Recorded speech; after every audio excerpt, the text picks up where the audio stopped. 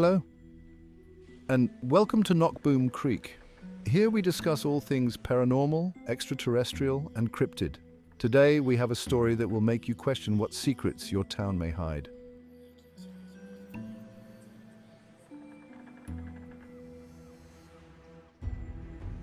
The town of Bayville held secrets, dark secrets, whispered stories of vanished souls and houses with chilling pasts. Bayville was a place where shadows danced in broad daylight and the laughter of children held an unsettling echo. Beneath the surface, a current of dread pulsed, with unexplained disappearances leaving behind whispers and speculation.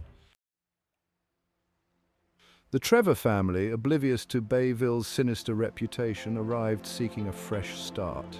John, a writer, hoped the change of scenery would ignite his creativity. His wife Sarah yearned for a peaceful haven to raise their daughter Mary. The old Victorian house sparked a sense of wonder within Mary, but a sense of unease settled upon Sarah. Eager to explore, Mary ventured into the expansive backyard. Enclosed by a weathered wooden fence, it felt like a secret garden. As she wandered deeper, Mary noticed a gap in the fence, partially concealed by ivy. Peering through, she glimpsed a neighboring yard, eerily similar but shrouded in an unnatural stillness.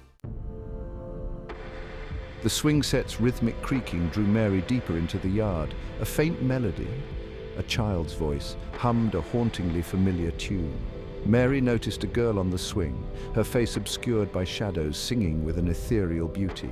Mary stood mesmerized, her initial fear giving way to curiosity.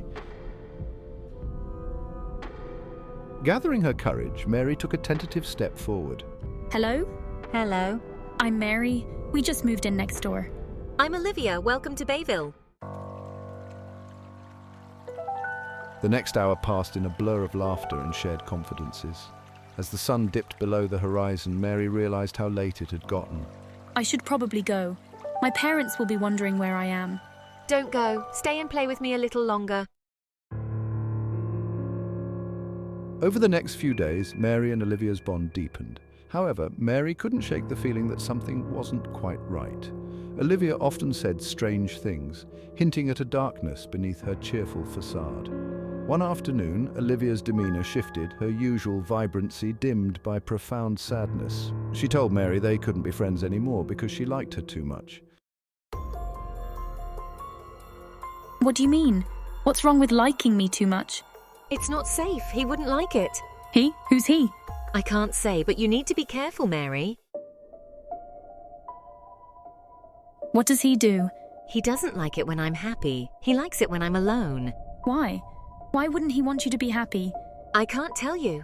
But you have to trust me, Mary. You need to stay away from me. But I don't want to stay away from you. You're my friend. I know, and that's why you have to go. He wouldn't hurt you if you weren't my friend. But who is he? It doesn't matter. Just please, Mary, stay away from me. Mary turned and fled, scrambling back through the gap in the fence. Bursting into the house, she sought the familiar comfort of her mother's presence. What's wrong, sweetheart? I don't want to play with Olivia anymore. Well, honey, that's probably for the best. You're a little old to have imaginary friends. Oliva is not imaginary. She is my friend, but she's scared someone will hurt me if we are friends. Mary began to cry, throwing her arms around her mother. Meanwhile, John ventured into the attic, finding a dusty trunk. Inside, he discovered old newspapers with a headline, "Bayville Girl, Olivia Harper remains missing." His heart pounded as he read the article, each word sending a fresh wave of unease. John raced down the stairs, the newspaper clutched in his hand. Mary, I need to show you something. Olivia Harper. The article says she disappeared from her backyard, the same backyard where you met Olivia. Mary looked at the picture in the paper. That's Olivia. A terrifying truth began to dawn. Olivia was real, but not in the way Mary had believed. Driven by concern for his daughter and curiosity, John decided to investigate further. Come on, Mary, let's go next door. The old Victorian house loomed before them, its paint peeling and windows boarded shut. The front door creaked open, inviting them in. John took a deep breath and stepped inside, Mary trailing behind. The air was stale and heavy, thick with decay. The house felt empty, yet Mary felt unseen eyes watching. John, his unease growing with each passing moment, decided to venture down into the basement, hoping to find some clue, some explanation for the house's unsettling emptiness. The wooden steps groaned under his weight, each creak echoing through the oppressive silence. The air grew noticeably colder as they descended, the smell of damp earth and mildew assaulting their nostrils. The basement was shrouded in darkness, the only light emanating from the flickering beam of John's flashlight. As his gaze swept across the room, it fell upon a sight that made his blood run cold. Stacked haphazardly against the far wall were several cardboard boxes, their contents spilling out onto the dirt floor. John's heart skipped a beat as he recognized the items scattered across the floor. A porcelain doll with vacant eyes, a child's tea set, a worn teddy bear missing an eye. These were not the belongings of a family who had simply moved on. These were the remnants of a childhood abruptly cut short, left behind as if frozen in time. A glimmer of hope flickered in John's chest. Perhaps he dared to think Olivia's story wasn't as tragic as the newspaper article had suggested. Perhaps she had simply run away, leaving her beloved toys behind. But deep down, a chilling premonition whispered that the truth was far more sinister. John knelt down, tracing the faded colors of a child's drawing depicting a smiling son and a stick-figure family. A wave of sadness washed over him, the weight of unknown stories pressing down. What had become of the children who once cherished these toys? His gaze fell on another box, revealing yellowed newspaper clippings. Intrigued, John extracted brittle fragments, their edges crumbling. As he held them closer to the beam of his flashlight, his blood ran cold. The clippings told the same horrifying story, children vanishing without a trace from Bayville. A strangled cry escaped Mary's lips, drawing John's attention away from the chilling newspaper clippings. Dad, look. She whispered, her voice trembling with a mixture of horror and morbid fascination. She pointed to a shadowy corner of the basement, her finger shaking. John's flashlight beam followed the trajectory of her trembling finger, illuminating a sight that sent a surge of primal terror coursing through his veins. In the far corner, shrouded in a darkness so profound it seemed to pulsate with an evil life of its own, lay a pile of bones. The bones, bleached white with the passage of time, were small and delicate, the skeletal remains of not one but several children. They lay jumbled together, skulls resting against tiny rib cages, femurs entwined with finger bones, a grotesque jigsaw puzzle of shattered innocence. It was a sight that defied comprehension, a chilling testament to an unspeakable evil that had taken root in this once peaceful town. John felt a surge of nausea, bile rising in his throat, the air, heavy with the stench of decay, and the weight of unimaginable suffering, seemed to crackle with malevolent energy. He knew, with a certainty that chilled him to his core, that these were the remains of the missing children of Bayville, their laughter silenced, their dreams extinguished, their very existence erased. "We need to leave." "Now!" John hissed, grabbing Mary's hand in a vice-like grip. A primal instinct, a deep-seated need to protect his daughter from the horrors that lurked within the bowels of this cursed house, propelled him towards the stairs. Mary, her eyes wide with terror, stumbled alongside him, her small hand clinging to his as if for dear life. They ascended the creaking stairs in a blur of adrenaline-fueled panic, each step a desperate scramble for escape. As they reached the top of the stairs, a blood-curdling scream pierced the oppressive silence, echoing through the empty house like a death knell. The sound, filled with an anguish so pure, so raw, it seemed to claw at the very edges of their sanity, stopped them dead in their tracks. Olivia? Mary whispered, her voice barely audible above the frantic pounding of her heart. John, his blood turning to ice in his veins, tightened his grip on his daughter's hand. "Don't look back, Mary," he hissed, his voice a mix of terror and urgency. "Just keep running." But it was too late. Olivia stood before them, her ethereal beauty replaced by a grotesque parody of life. Her skin, once luminous, was now as pale and translucent as parchment, stretched taut over her delicate bones. Her eyes, once sparkling with mischief and warmth, were now vacant sockets, bottomless pits of darkness that seemed to devour the light around them. A chilling smile stretched across her lips, revealing a row of teeth that were too sharp, too numerous to belong to any human child. Behind her, Shimmering in the dim light stood other figures, their forms indistinct, their features obscured by the shadows that clung to them like shrouds. John recognized them from the faded newspaper clippings, their faces etched with the same unbearable grief and terror that haunted his own dreams. They were the missing children of Bayville, trapped for eternity in this purgatory of shadows and despair. Mary, paralyzed by fear, could only stare as Olivia took a step towards her, her voice a hollow whisper that seemed to emanate from the very walls themselves. I warned you, she said, her breath cold against Mary's cheek. He doesn't like it when I have friends. A low growl, guttural and filled with an ancient rage, reverberated through the house, seeming to shake the very foundation. The shadowy figures behind Olivia shifted, their forms solidifying, their features contorting into grotesque masks of pain and fury. But now we can be friends forever. Her hand, as cold and lifeless as a corpse's touch, reached out, her long, skeletal fingers closing around Mary's wrist in an unbreakable grip. It's too late. He has claimed this house and all those within it. John scrambled to his feet, his heart pounding against his ribs like a trapped bird. Darkness consumed them, thick and suffocating, pressing down on him with the weight of 1,000 nightmares. He strained to hear Mary's voice, a whimper, a cry, anything to pierce the suffocating silence, but there was nothing.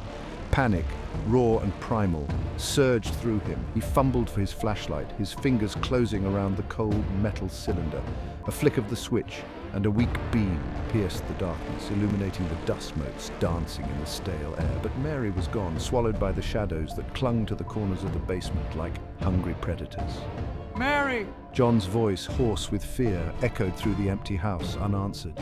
He stumbled towards the basement door, his hand reaching for the handle, but it wouldn't budge. It was as if an unseen force held it shut, trapping them in this subterranean tomb. The air grew heavy, thick with the stench of sulfur and decay, a suffocating blanket of dread. The temperature plummeted, the cold seeping into his bones, chilling him to the core. And then he heard it again. That low growl, guttural and filled with an ancient rage, reverberating through the house, seeming to shake the very foundation. Back at home, Sarah paced the living room, her anxiety growing with each passing minute. The sun had set, casting long, eerie shadows across the lawn. Still no sign of John or Mary. She tried to rationalize their absence, but a gnawing sense of dread whispered that something was wrong. Calls went straight to voicemail, amplifying her fear. Come on, pick up, please. She stared out the window at the dilapidated house next door, its silhouette a menacing presence against the darkening sky. Sarah grabbed her car keys, her hand trembling. She had to find them, had to make sure they were safe. By the time she made it next door, the house was engulfed in flames, the fire dancing across its facade like a macabre ballet. The roar of the blaze filled the air, punctuated by the sickening crackle of timber and the shattering of glass. Sarah watched in horror, her heart plummeting to her stomach. Firefighters swarmed the scene, their efforts seeming futile. Sarah tried to push past them, her voice raw with desperation, but they held her back, their faces grim. Weeks later, she couldn't stand the silence in the house. The charred remains of the house next door, a constant reminder of Sarah's loss. Sarah became a recluse, never leaving her home, and rumors spread. Then, one spring morning, a moving truck pulled up across the street, disgorging its contents onto the overgrown lawn. A young couple, their faces filled with hope, began transforming the dilapidated structure into a home. Their son, a bright-eyed boy named Tommy, was drawn to the fence across the street, his laughter echoing in the spring air. He paused by the weathered fence, his gaze drawn to the gap in the wood, partially concealed by ivy. On the other side, bathed in the warm glow of the afternoon sun, stood two figures, their laughter as light and carefree as the breeze that ruffled their hair. Tommy's eyes widened in delight, his loneliness forgotten. He knew, with a certainty that only a child can possess, that he had found new friends. "Hey, Mom!" Tommy called out, his voice filled with excitement. "I'm going to go play with my new friends, Olivia and Mary." His mother, unpacking boxes in the kitchen, smiled. "That's wonderful, honey," she replied. "Just be careful and don't be gone too long." Tommy, his attention already consumed by his newfound companions, raced toward the gap in the fence, his laughter trailing behind him like a forgotten promise. The shadows in the garden deepened, stretching towards him like welcoming arms, as he disappeared through the fence, oblivious to the darkness that awaited him. The charred husk of the house stood as a grim monument to the Trevor family's tragic end. The fire, as if fueled by some malevolent force, had burned with an unnatural intensity, leaving behind only ash and the faintest whispers of the horrors it had consumed. Sarah, her heart shattered beyond repair, could not bear to remain in Bayville. More reports of missing children made impossible to move on. The whispers followed her, echoing in the rustling leaves, the creaking floorboards, the laughter of children playing in the park. The town, once a beacon of hope and a fresh start, had become a prison of grief, each corner haunted by the ghosts of her past. She packed what little remained of their lives, photographs, mementos, fragments of a happiness forever out of reach, and fled, seeking solace in the anonymity of a distant city. But Bayville, with its insidious charm and its dark secrets, held on to its own. The stories, passed down through generations, continued to weave their chilling spell, a stark reminder that some wounds never truly heal, some losses echo through eternity. The townsfolk, their faces etched with a mixture of sorrow and a strange sense of grim satisfaction, whispered amongst themselves. Another family claimed by the shadows, they murmured, their voices barely audible above the wind that sighed through the trees. Bayville never lets go. Months turned into years. The charred husk of the house, once a stark reminder of tragedy, gradually surrendered to the relentless embrace of nature. Ivy crept over the blackened timbers, weaving a verdant shroud over the scars of the past. Wildflowers, their colors vibrant against the backdrop of decay, pushed through the cracks in the pavement, a testament to nature's indomitable spirit. A new family, drawn by the allure of a fresh start and the promise of a peaceful life, purchased the property. The real estate agent, his smile a practiced mask, neglected to mention the whispers that clung to the air, the stories that haunted the town's history. The house, meticulously restored to its former glory, stood as a beacon of hope, its freshly painted facade a stark contrast to the weathered tombstones that dotted the nearby cemetery. The new owners, oblivious to the darkness that lurked beneath the surface, set about making the house their own, their laughter echoing through the empty rooms, a fragile melody easily swallowed by the shadows that gathered at dusk. Their son, a bright-eyed boy named Matthew, full of life and curiosity, explored his new domain with the boundless energy of youth. He raced through the overgrown garden, his laughter mingling with the rustling leaves, oblivious to the unseen eyes that followed his every move. One afternoon, as Matthew played hide-and-seek amongst the gnarled branches of an ancient oak tree, he noticed a gap in the weathered fence that separated his yard from the abandoned property next door. His gaze drawn to a lone figure seated on a rusty swing set, its chains creaking rhythmically in the gentle breeze. It was a girl his age, with long flowing hair the color of moonlight and eyes that shimmered like amethysts. Matthew, drawn by an invisible force, pushed open the creaking gate and stepped into the overgrown yard. Hello, Matthew. She replied, her voice as sweet and clear as a silver bell. Welcome to Bayville. We've been waiting for you. We hope you enjoyed today's story. Don't forget to like and subscribe and come back for more tales from Knockboom Creek.